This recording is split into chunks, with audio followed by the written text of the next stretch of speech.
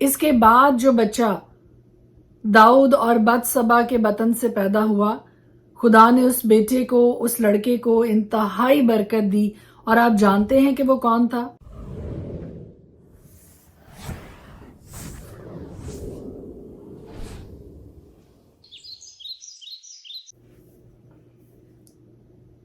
خدائے قدوس کے زندہ جلالی بابرکت پرفضل نام میں ایک بار پھر آپ کو سلام۔ میرا نام ایسٹر ہارون ہے، اور ہر روز خدا کا زندہ جلالی پوتر بابرکت پرفضل کلام لے کر آپ کی خدمت میں آتی ہوں، اور ہم مل کر خدا کے پاک کلام کی تلاوت کرتے ہیں۔ تھاٹ آف دا ڈے جو آج میں آپ کے ساتھ شیئر کرنا چاہتی ہوں، وہ ایک دفعہ پھر سے داؤد کے بارے میں۔ داؤد اور بتسبا کے گناہ کے نتیجہ میں جو بیٹا ان کے ہاں پیدا ہونے کو تھا، خدا نے اس کی پیدائش سے پہلے ہی یہ بتا دیا تھا کہ یہ بچہ نہیں بچے گا۔ لیکن قابل غور بات یہاں پر یہ ہے کہ خدا گناہ سے نفرت کرتا ہے لیکن گنہگار سے۔ اس کے بعد جو بچہ داؤد اور بتسبا کے بطن سے پیدا ہوا، خدا نے اس بیٹے کو، اس لڑکے کو انتہائی برکت دی، اور آپ جانتے ہیں کہ وہ کون تھا؟ اس بچے کا نام، اس لڑکے کا نام جو اس پہلے لڑکے کے مرنے کے بعد ان کے ہاں پیدا ہوا، اس بچے کا نام جانتے ہیں کہ کیا تھا؟ آئیے مل کے دیکھتے ہیں۔ خدا کے پاک کلام کے مطابق داؤد اور بتسبا کے ہاں جو دوسرا لڑکا پیدا ہوا، دوسرا بچہ پیدا ہوا، اس لڑکے کا نام سلیمان رکھا گیا۔ کلام میں یوں مرقوم ہے، اور داؤد نے اس کا نام سلیمان رکھا، اور وہ خداوند کا پیارا ہوا۔ خدا نے ایک دفعہ پھر اس بات کو ثابت کیا کہ خدا گناہ سے نفرت کرتا ہے، گنہگار سے۔ واقف ہے اس بات سے کہ کوہ کلوری کے مقام پر یسوع مسیح کی زندگی میں بھی ایک ایسا موڑ آیا جب اس کو چلا کر یہ کہنا پڑا کہ تو نے مجھے کیوں چھوڑ دیا، کیونکہ یہ وہ پوائنٹ تھا جب ساری دنیا کے گناہ خداوند یسوع مسیح پر لاد دیے گئے، اور اس پوائنٹ پر آ کر خدا یسوع مسیح سے بھی علیحدہ ہو گیا، کیونکہ وہ پاک ہے اور بدی کو دیکھ نہیں سکتا ہے۔ اس کے انصاف کا تقاضا یہی ہے۔ لیکن کتنی خوبصورت بات ہے، کتنی خوبصورت صفت ہے ہمارے خدا کی کہ جب کوئی اس سے معافی مانگتا ہے تو خدا اس کو معاف کرتا ہے، اس کے گناہوں کو ہمیشہ کے لیے بھلا ڈالتا ہے، اس کی غلطیوں کو بھلا دیتا ہے، اور دوبارہ ان کو کبھی یاد نہیں کرتا ہے۔ آئیے اتنا پیار کرنے والے خدا کو نظر انداز نہ کیجیے، اور اس کی محبت کو اپنی زندگی میں اپنائیے، اپنی زندگی کا محور خدا کی ذات کو بنائیے۔ May God bless you، خداوند آپ کے ساتھ ہو۔ اگر آپ کی زندگی میں کوئی ایسی گرے ایریاز ہیں، کوئی ایسے ڈارک ایریاز ہیں، ان کو خداوند کے سامنے لے کر آئیے، خدا کے پاک کلام کی روشنی میں یسوع مسیح کی صلیب کے پاس لائیے، اپنی زندگی کے ہر ایک بوجھ کو، ہر ایک غلطی کو، ہر ایک گناہ کو، ہر ایک ندامت کو، ہر ایک پشیمانی کو یسوع کی صلیب کے پاس لا کر پھینک دیجیے۔ خدا کے پاک کلام میں سے آج ہم دیکھیں گے عبرانیوں اس کا 2 باب۔ اس لیے جو باتیں ہم نے سنی ان پر اور بھی دل لگا کر غور کرنا چاہیے، تاکہ بہہ کر ان سے دور نہ چلے جائیں، کیونکہ جو کلام فرشتوں کی معرفت فرمایا گیا تھا جب وہ قائم رہا اور ہر قصور اور نافرمانی کا ٹھیک ٹھیک بدلہ ملا، تو اتنی بڑی نجات سے غافل رہ کر ہم کیوں کر بچ سکتے ہیں، جس کا بیان پہلے خداوند کے وسیلہ سے ہوا اور سننے والوں سے ہمیں پایا ثبوت کو پہنچا، اور ساتھ ہی خدا بھی اپنی مرضی کے موافق نشانوں اور عجیب کاموں اور طرح طرح کے معجزوں اور روح القدس کی نعمتوں کے ذریعہ سے اس کی گواہی دیتا رہا۔ اس نے اس آنے والے جہان کو جس کا ہم ذکر کرتے ہیں فرشتوں کے تابع نہیں کیا، بلکہ کسی نے کسی موقع پر یہ بیان کیا ہے کہ انسان کیا چیز ہے جو تو اس کا خیال کرتا ہے، یا آدم زاد کیا ہے جو تو اس پر نگاہ کرتا ہے۔ تو نے اسے فرشتوں سے کچھ ہی کم کیا، تو نے اس پر جلال اور عزت کا تاج رکھا اور اپنے ہاتھوں کے کاموں پر اسے اختیار بخشا۔ تو نے سب چیزیں تابع کر کے اس کے پاؤں تلے کر دی ہیں۔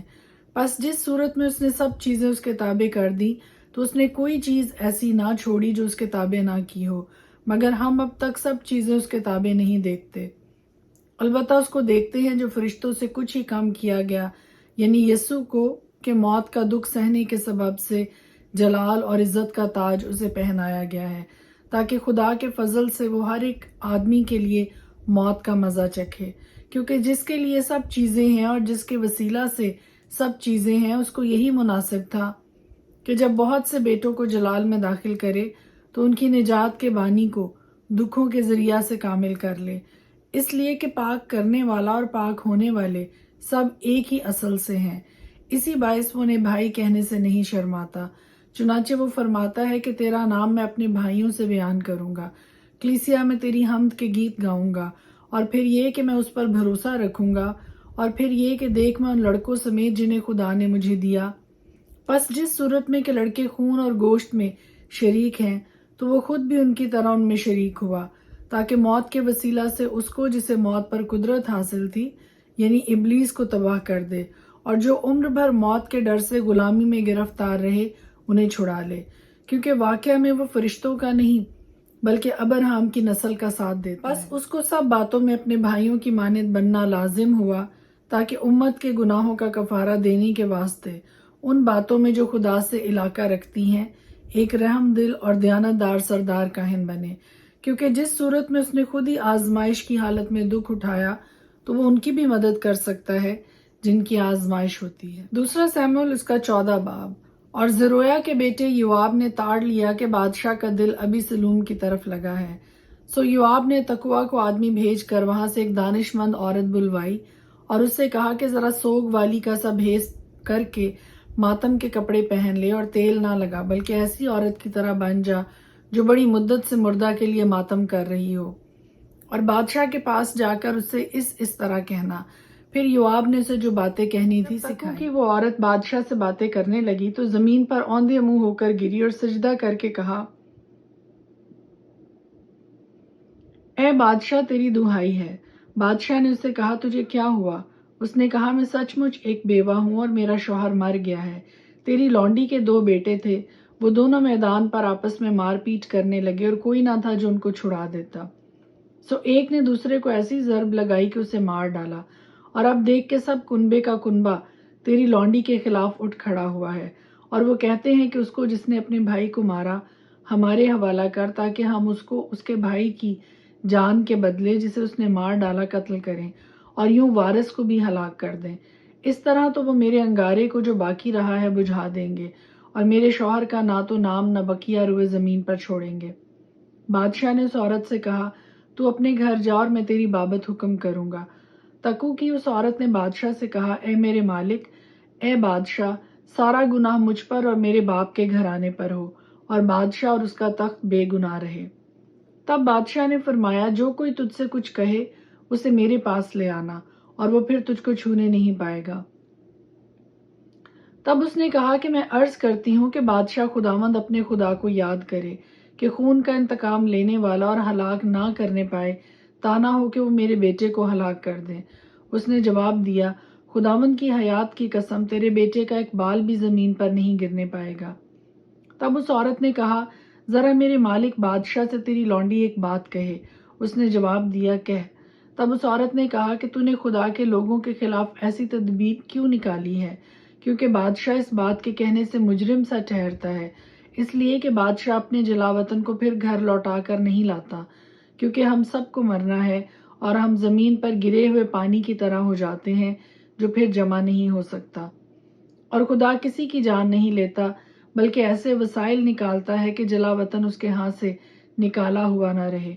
और मैं जो अपने मालिक बादशाह से ये बात कहने आई हूँ, तो इसका सबब यह है कि लोगों ने मुझे डरा दिया था। सो तेरी लौंडी ने कहा कि मैं आप बादशाह से अर्ज करूंगी।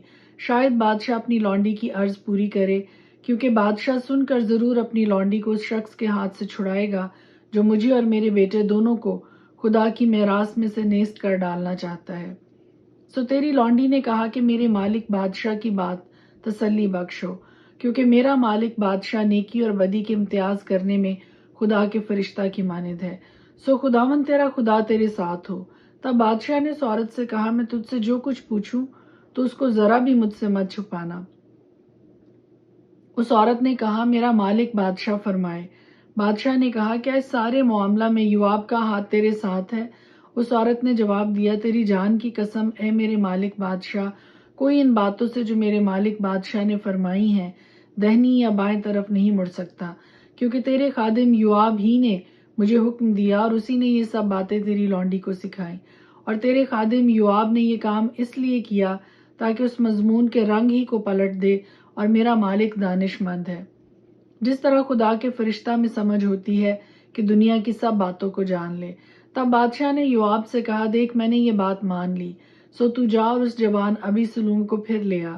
تب یوآب زمین پر اوندھا ہو کر گرا اور سجدہ کیا اور بادشاہ کو مبارکباد دی، اور یوآب کہنے لگا، آج تیرے بندہ کو یقین ہوا اے میرے مالک بادشاہ کہ مجھ پر تیرے کرم کی نظر ہے، اس لیے کہ بادشاہ نے اپنے خادم کی عرض پوری کی۔ پھر یوآب اٹھا اور جسور کو گیا اور ابی سلوم کو یروشلم میں لے آیا۔ تب بادشاہ نے فرمایا وہ اپنے گھر جائے اور میرا منہ نہ دیکھے، سو ابی سلوم اپنے گھر گیا اور وہ بادشاہ کا منہ دیکھنے نہ پایا۔ اور سارے اسرائیل میں کوئی شخص ابی سلوم کی طرح اس کے حسن کے سبب سے تعریف کے قابل نہ تھا، کیونکہ اس کے پاؤں کے تلوے سے سر کے چاند تک اس میں کوئی عیب نہ تھا۔ اور جب وہ اپنا سر منڈواتا تھا، کیونکہ ہر سال کے آخر میں وہ اسے منڈواتا تھا، اس لیے کہ اس کے بال گھنے تھے، سو وہ ان کو منڈواتا تھا تو اپنے سر کے بال وزن میں شاہی تول کے مطابق 200 مسکال کے برابر پاتا تھا۔ اور ابی سلوم سے 3 بیٹے پیدا ہوئے اور ایک بیٹی جس کا نام تمر تھا، وہ بہت خوبصورت عورت تھی۔ اور ابی سلوم پورے 2 برس یروشلم میں رہا اور بادشاہ کا منہ نہ دیکھا۔ سو ابی سلوم نے یوآب کو بلوایا تاکہ اسے بادشاہ کے پاس بھیجے، پر اس نے اس کے پاس آنے سے انکار کیا، اور اس نے دوبارہ بلوایا لیکن وہ نہ آیا۔ اس لیے اس نے اپنے ملازموں سے کہا کہ دیکھو، یوآب کا کھیت میرے کھیت سے لگا ہے، اور اس میں جو ہیں سو جا کر اس میں آگ لگا دو۔ اور ابی سلوم کے ملازموں نے اس کھیت میں آگ لگا دی۔ تب یوآب اٹھا اور ابی سلوم کے پاس اس کے گھر جا کر اس سے کہنے لگا، تیرے خادموں نے میرے کھیت میں آگ کیوں لگا دی؟ ابی سلوم نے یوآب کو جواب دیا کہ دیکھ میں نے تجھے کہلا بھیجا کہ یہاں آ، تاکہ میں تجھے بادشاہ کے پاس یہ کہنے کو بھیجوں کہ میں جسور سے کیوں یہاں آیا، میرے لیے اب تک وہیں رہنا بہتر ہوتا۔ سو اب مجھے بادشاہ اپنا دیدار دے، اور اگر مجھ میں کوئی بدی ہو تو وہ مجھے مار ڈالے۔